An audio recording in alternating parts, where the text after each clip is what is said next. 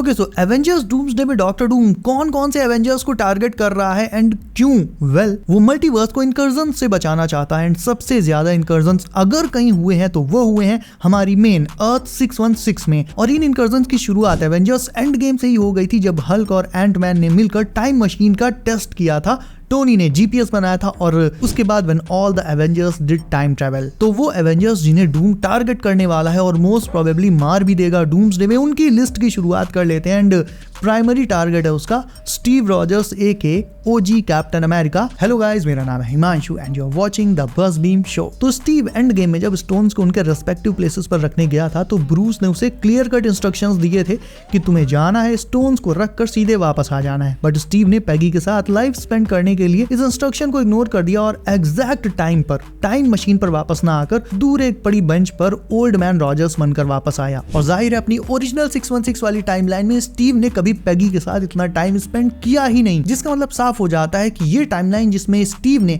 पैगी के साथ इतना सारा टाइम स्पेंड किया था ये एक अल्टरनेट टाइमलाइन है, ये मेन 616 टाइमलाइन है ही नहीं। और इसी से कंफर्म हो जाता है कि ना सिर्फ स्टीव रॉजर्स ने एक अल्टरनेट टाइमलाइन बनाई बल्कि एक इनकर्जन भी करा दिया और इसीलिए डूम का पहला टारगेट होगा ओजी कैप्टन अमेरिका। उसके बाद बारी आती स्कारलेट विच की। स्कारलेट विच की बात करें तो टेक्निकली स्टार्टिंग में भले ही वो किसी दूसरे यूनिवर्स में नहीं गई थी, बट क्योंकि उसने मल्टीवर्स ऑफ मैडनेस में ड्रीम वॉकिंग करके अर्थ 838 की वांडा को पहले पॉजेस किया, कंट्रोल किया और एंड में फिर खुद भी वहां पहुंच गई थी, दैट मीन्स कि एक इनकर्जन उसकी वजह से भी हुआ है। देखो, मैंने इनकर्जन्स पर काफी रिसर्च करी एंड ओवरऑल रिसर्च के बाद एक जो बहुत शॉकिंग बात निकल कर आई वो ये कि एमसीयू के अंदर अगर किसी मूवी में सबसे ज्यादा इनकर्जन्स हुए हैं तो पहले तो वो ऑब्वियसली एवेंजर्स एंड गेम में हुए हैं एंड उसके बाद मल्टीवर्स ऑफ मैडनेस में तो मतलब बेहिसाब इनकर्जन्स हुए हैं। सो क्योंकि वांडा ने भी मल्टीवर्सल ट्रैवल किया था तो एक इनकर्जन तो उसकी वजह से भी हुआ होगा एंड डूम उसे भी टारगेट कर सकता है, ऑल्दो वो ऑलरेडी टपक चुकी है, ये भी कंफर्म्ड है। तो आगे बढ़ते हैं। एंड एक और बात, ये जो इनकर्जन्स मैं इस वीडियो में गिनवाने वाला हूं उनमें ज्यादातर जो है वो 616 एंड दूसरे यूनिवर्सेस के बीच ही हुए हैं। तो मतलब सोचो जब 616 में ही इतने इनकर्जन्स हुए हैं तो पूरे मल्टीवर्स का क्या हाल होगा। और इसीलिए एग्जैक्टली इसीलिए मल्टीवर्स डिस्ट्रॉय हो भी रहा है और इसीलिए डूम इन सब को टारगेट कर रहा है। Now third one is Thanos. अब तुम थैनोस का नाम सुनकर शायद चौंक गए होगे कि थैनोस ने भला कब इनकर्जन करा दिया। याद करो एंड गेम में जब थैनोस 2014 से निकलकर 2023 में आया था तो जाहिर है स्टीव की ही तरह उसने भी एक अल्टरनेट टाइमलाइन क्रिएट कर दी थी जिसमें 2014 के अंदर कोई थैनोस बचा ही नहीं, क्योंकि वहां वाला थैनोस तो 2023 में आ गया था और एंड गेम के बैटल में टोनी के स्नैप से वो मारा गया था। एंड बाय द वे कुछ लोग इस गलत फहमी में भी हैं कि टोनी के स्नैप से थैनोस एक्चुअल में मरा नहीं था बल्कि वो वापस से अपनी उसी 2014 वाली टाइमलाइन में चला गया था। भाई एक बात ये बताओ, टोनी अपनी जान दे रहा है, वो खुद को सैक्रिफाइस कर रहा है और उसके बाद भी उसके लिए जो सबसे बड़ा थ्रेट है थैनोस, जिसे वो ऑलरेडी 2 बार फेस कर चुका है, तो टोनी के पास स्नैप करके थैनोस को परमानेंटली टपकाने की चॉइस है। तो ऐसा ना करके वो थैनोस को वापस उसकी 2014 वाली टाइमलाइन में वापस भेजेगा। थैनोस को वो इसीलिए वापस भेज देगा ताकि वो फिर से वापस से फ्यूचर में और फिर से तबाही मचाए। लेकिन पास्ट में कुछ ऐसे भी कमेंट्स आए थे तो मैंने सोचा इस डाउट को भी क्लियर करते हुए चलते हैं। Okay so let's move on. Thanos ने भी इनकर्जन किया है एंड वो भी डूम की हिट लिस्ट में डेफिनेटली होने वाला है। दिखाया कैसे जाएगा, किस तरह से जाएगा, क्योंकि थैनोस के आने के बेसिकली 2 तरीके हैं। एक तो ये इनकर्जन वाला प्लस दूसरा जो रीजन है उसके आने का वो है वही कॉमिक एक्यूरेसी वाला, क्योंकि मार्वल उस ब्रूटल मोमेंट को कतई मिस नहीं करना चाहेगा जिसमें डूम ने थैनोस की स्पाइन निकाल दी थी उसकी बॉडी से। तो हाँ, कॉमिक वाले उस रूथलेस मोमेंट को आई थिंक मार्वल जरूर से बिग स्क्रीन पर दिखाना चाहेगा। ये भी एक बहुत बड़ा रीजन है थैनोस के रिटर्न का। नाउ नेक्स्ट वन एक ऐसा एवेंजर है जो मल्टीवर्स के डिस्ट्रक्शन के लिए शायद सबसे ज्यादा जिम्मेदार है, शायद नहीं पक्का सबसे ज्यादा जिम्मेदार है। और एक हीरो होते हुए भी उसने कई बार ऐसे मतलब विलेंस वाले काम किए ना। तुम पहले नाम सुनो उसका, वो है doctor strange. And I know तुम मेरी बात से अभी अग्री नहीं करोगे, लेकिन अब जो बताने जा रहा हूं पहले उसको सुन लो। देखो, सबसे पहला और सबसे बड़ा इनकर्जन इसने नो वे होम में ही कर दिया था जब पीटर स्ट्रेंज से यादाश्त भुलाने वाले स्पेल को कराने के लिए रिक्वेस्ट कर रहा था तब। अब अगर तुम्हें याद हो तो वॉन्ग ने स्ट्रेंज को साफ साफ वार्निंग देकर स्ट्रिक्टली मना किया था कि तुम ये स्पेल नहीं कर सकते क्योंकि ये स्पेल नोन और अननोन रियलिटीज के डार्क बॉर्डर्स तक जाता है। That spell travels the dark borders between known and unknown realities. Melody. It's too dangerous. और अब जो बताने जा रहा हूँ वो सुनकर तुम्हारे होश उड़ जाएंगे। मतलब समझो, ये जो याददाश्त मिटाने वाला स्पेल था ये बेहद खतरनाक था, राइट। वोंग ने, सॉर्सरर सुप्रीम ने खुद उसको मना किया था स्ट्रेंज को कि ये स्पेल मत करना, लेकिन फिर भी उसने ये स्पेल किया। और स्पेल करने से पहले स्ट्रेंज ने वोंग से पूछा कि किसी पार्टी के बारे में, क्या तुम्हें वो पार्टी याद है? और वोंग कहता है नो। स्ट्रेंज कहता है exactly. Remember the full moon party at Carmitage?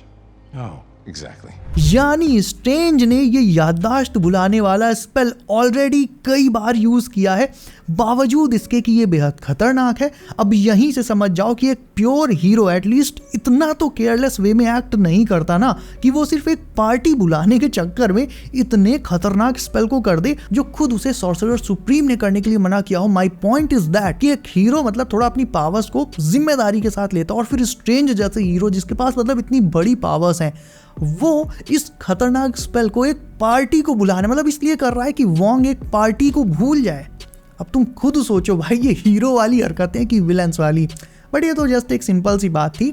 Main मुद्दे पर आते हैं। वोंग के मना करने के बावजूद स्ट्रेंज ने स्पेल किया, पीटर ने स्पेल बॉच किया, और नो वे होम के एंड में मल्टीवर्स क्रैक हो गया एंड तमाम सारे डिफरेंट यूनिवर्सेस के सुपर विलेंस 616 में ऑलमोस्ट आ ही गए थे, जिसका मतलब साफ है इस पॉइंट पर एक नहीं बहुत ही सारे इनकर्जन्स ऑलरेडी हो गए थे। जितने भी अलग अलग यूनिवर्सेस के सुपर विलेंस इस क्रैक से निकलकर हमारे यूनिवर्स में आ रहे थे, एग्जैक्टली उतने ही इनकर्जन्स उस पॉइंट पर ऑलरेडी 616 में हो गए थे स्ट्रेंज की वजह से। एंड आई नो पीटर भी इसके लिए जिम्मेदार था, बट डूम पेलेगा तो स्ट्रेंज को पेलेगा, इसके लिए पीटर को नहीं पेलेगा, क्योंकि स्पेल करने वाला और इनकर्जन कराने वाला स्ट्रेंज था, ना कि पीटर। यानी जो स्पेल हुआ था वो स्ट्रेंज के हाथों से हुआ था। और भाई उसके बाद मल्टीवर्स ऑफ मैडनेस में तो पूछो ही मत, आहा क्या कहने। उसमें तो अमेरिका शैवेस के दरवाजे खोलने वाली पावर्स का यूज करके स्ट्रेंज एक के बाद एक ऐसे जाने कितने यूनिवर्सेस से होके गया, और एवरी टाइम ही crossed the border between two universes,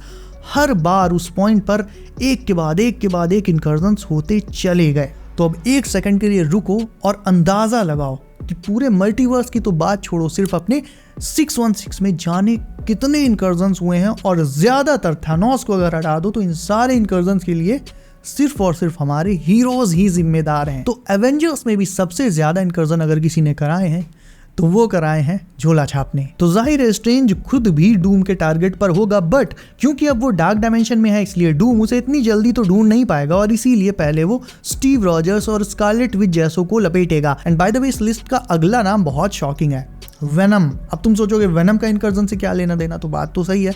देखो वेनम एक्चुअल में एमसीयू में तो अभी तक एग्जिस्ट करता नहीं था, लेकिन जब वो एसएसयू से यानी सोनी के स्पाइडरमैन यूनिवर्स से एमसीयू के अंदर आया, और एडी तो वापस चला गया, लेकिन वेनम का एक छोटा सा चंक वो यहीं बार में छोड़कर चला गया, ये वाला। तो जाहिर सी बात है इस वेनम की वजह से भी एक इनकर्जन हुआ होगा, क्योंकि ये वेनम, ये सिम्बियोट दूसरे यूनिवर्स में बिलोंग करता है, एमसीयू में बिलोंग नहीं करता है, लेकिन स्टिल ये अभी भी 616 में है, और इसी वजह से इसने भी एक इनकर्जन कराया है, इसमें कोई शक वाली बात नहीं है। Next one is Monica. Monica भी अर्थ 616 में बिलोंग करती है, बट द मार्वल्स के इवेंट्स के बाद वो एक्समैन की अर्थ 10005 में जा चुकी है, एंड इसी वजह से एक इनकर्जन एवेंजर्स और एक्समैन के यूनिवर्स के बीच भी हुआ है, यानी 616 और 10005 के बीच। और कुछ दिन पहले मैंने तुम्हें बताया था कि डूम जब एक्स मैंशन पर हमला करेगा, एक्समैन पर हमला करेगा सेंटिनल्स के थ्रू, जैसा कि रिपोर्ट्स थी, तो हो सकता है डूम वहां पर एक्चुअल में एक्समैन को टारगेट कर ही ना रहा हो। सोचने वाली बात है, वो एक्समैन को क्यों मारना चाहेगा? हो सकता है वो वहां पर मोनिका को मारने गया हो, लेकिन क्योंकि मोनिका के साथ वहां एक्समैन भी थे तो जाहिर है वो उसे ऐसे तो मरने नहीं देंगे, वो उसे बचाएंगे, और इसी वजह से वहां का जो बैटल था फिर वो डूम वर्सेस एक्समैन का बन गया। Now next name is Deadpool. Deadpool ने भी इनकर्जन कराए थे, एंड डेडपूल के साथ वुल्वरीन भी। देखो डेडपूल ने पहले तो केबल के डिवाइस से बेहिसाब मल्टीवर्सल ट्रैवल किया, और उसके बाद डेडपूल एंड वुल्वरीन में अगेन टेम्पेट छिना के उससे एक के बाद एक बहुत सारे अलग अलग यूनिवर्सेस में गया था in search of a perfect Wolverine, जिसकी वजह से 10005 का इनकर्जन भी केवल 616 के साथ नहीं हुआ है, बल्कि और भी जाने कितने ही यूनिवर्सेस के साथ हुआ है। ऐसे समझो जो काम स्ट्रेंज ने इनकर्जन वाला 616 में किया है, सेम वही काम डेडपूल ने 10005 के साथ किया है। सो डूम का अगला टारगेट होगा Deadpool, and along with him obviously Wolverine भी, क्योंकि भले ही वुल्वरीन 10005 में सेटल हो गया हो, बट अल्टीमेटली वो भी वहां को बिलोंग नहीं करता है। लेकिन क्योंकि जैसा कि सब जानते हो कि वुल्वरीन जो है वो एंड में 10005 का एंकर बीइंग बन गया था, तो हो सकता है may be, just may be, Wolverine की वजह से कोई इनकर्जन शायद से ना हुआ हो, और अगर पहले हुआ भी होगा तो उसके 1005 के एंकर बीइंग बनने के बाद वो डिमिनिश हो गया होगा, रिजॉल्व हो गया होगा। तो हो सकता है वुल्वरीन उसके टारगेट पर प्राइमरीली ना हो, बट डेडपूल डेफिनेटली डूम के टारगेट पर होने वाला है। एंड सोचो भाई, यही रीजन है जो डूम फ्रैंकलिन को किडनैप करके मल्टीवर्स को पहले तो बचाने की कोशिश करेगा, सारे हीरोज को हंट करके, मतलब जितने भी हीरोज ने इनकर्जन्स कराए हैं, डूम एक एक करके उनको पिक करता जाएगा, सोचता जाएगा कि उन्हें पिक करने से इनकर्जन्स अवॉइड होंगे। लेकिन अल्टीमेटली मल्टीवर्स में लाखों करोड़ों यूनिवर्सेस हैं, तो डूम आखिरकार कब तक किस किस को मारेगा? तब जाकर उसे ये एक बात रियलाइज होगी डूम्सडे के अंदर ही कि मल्टीवर्स को देखो बचाया तो जा ही नहीं सकता, और इसीलिए फिर वो फ्रैंकलिन की पावर्स की मदद से एक नई दुनिया एक बैटल वर्ल्ड क्रिएट करेगा, and that will lead us all into secret Wars. So guys, that's it for today. तुम्हारे कोई सवाल हो, कोई डाउट हो, डेफिनेटली कमेंट करके पूछ सकते हो। इसके अलावा वीडियो अच्छी लगी तो उसे लाइक कर दो, चैनल पर नए हो then sub the channel press the bell icon, ताकि आने वाली कोई भी MCU की लीक अपडेट तुमसे कभी भी मिस ना हो। सो बी सेफ गाइस, अपना ख्याल रखिए आप। मेरा नाम है Himanshu and as always I will see you in next one.